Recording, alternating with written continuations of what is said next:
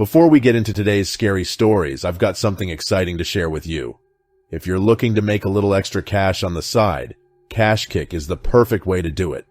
It's simple, it's easy, and best of all, it's real money. You can earn money just by playing games, completing the offers, and taking surveys. Just sign up using the link in the description below and start earning today. Also, if you love creepy stories, don't forget to join the Night Stare Chronicles. It's my free newsletter where I share real-life scary stories and mysteries every week. The link to sign up is right below. Now let's get into the stories.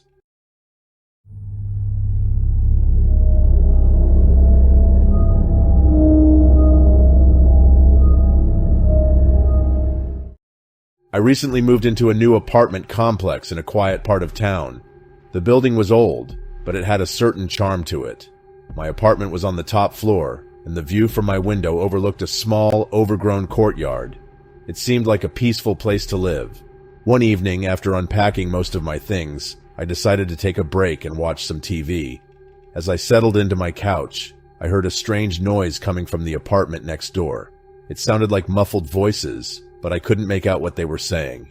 I shrugged it off, thinking it was just my neighbors having a conversation.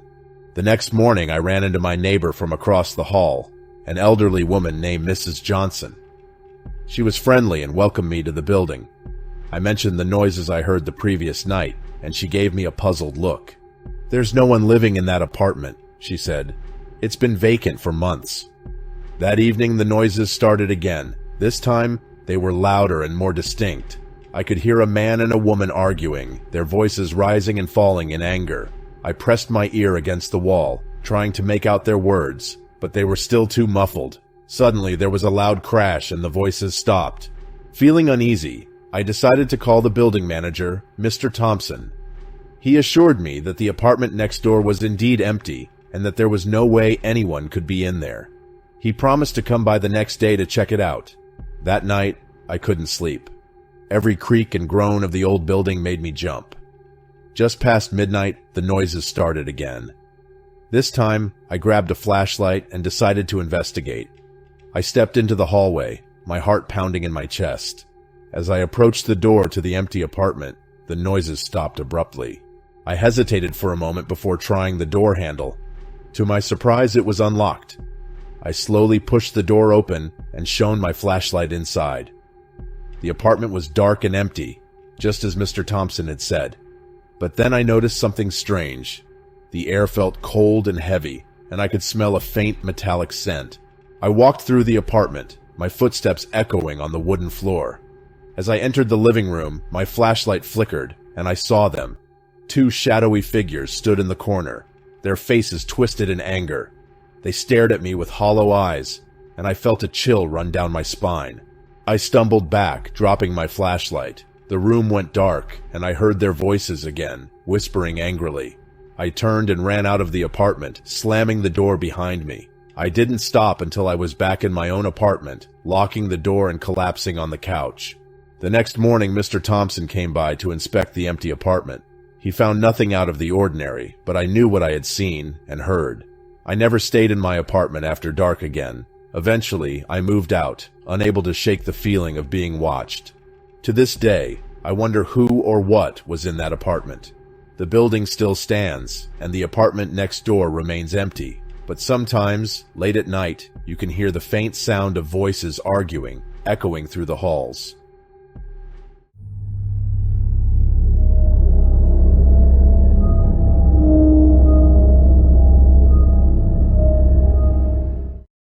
It was a cold winter night, and I was driving home after visiting my parents. The roads were empty, and the snow was falling heavily, making it difficult to see. I lived in a rural area, so the drive was long and isolated. As I drove through the dark, winding roads, I felt a sense of unease creeping over me. About halfway home, my car started to sputter, and the engine died. I cursed under my breath as I pulled over to the side of the road. There was no signal on my phone, and I knew I would have to walk to find help. I grabbed my flashlight and stepped out into the cold night. I walked for what felt like hours, the snow crunching under my boots. The trees loomed overhead, their branches heavy with snow. The only sound was the wind howling through the forest. I was beginning to lose hope when I saw a faint light in the distance. As I approached, I realized it was a small cabin. Relieved, I knocked on the door. After a few moments, an old man opened it. He looked surprised to see me, but invited me inside to warm up. The cabin was cozy, with a fire burning in the fireplace. I explained my situation, and the old man offered to let me stay the night. He said the nearest town was too far to walk to in the snowstorm, and it would be safer to wait until morning. Grateful, I accepted his offer. We talked for a while, and I learned that his name was George. He had lived in the cabin for most of his life, enjoying the solitude. As the night went on, I began to feel more at ease. George was kind and seemed genuinely concerned about my safety. After a while, George went to bed, and I settled onto the couch. The fire crackled, and the warmth made me drowsy. I was just about to drift off to sleep when I heard a soft knock on the door. I sat up, my heart racing.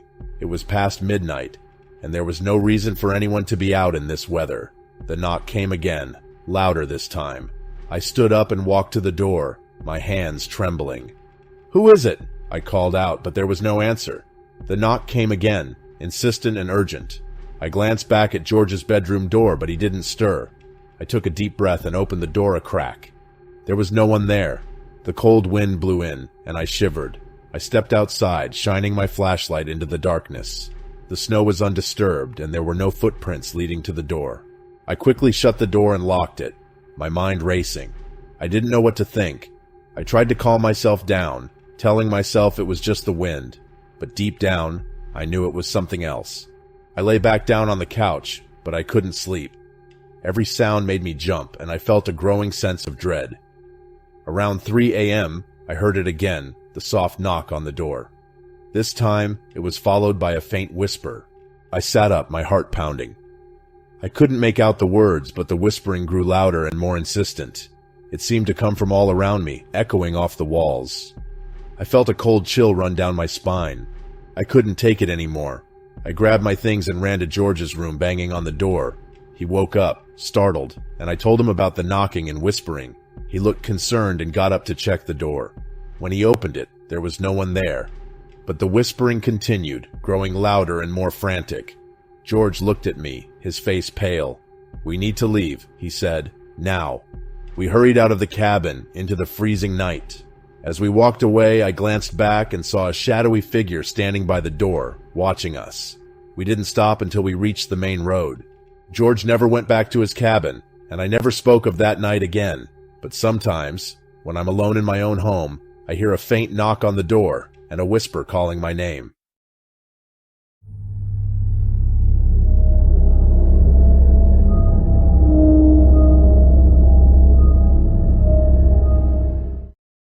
My friends and I decided to rent a lake house for a weekend getaway.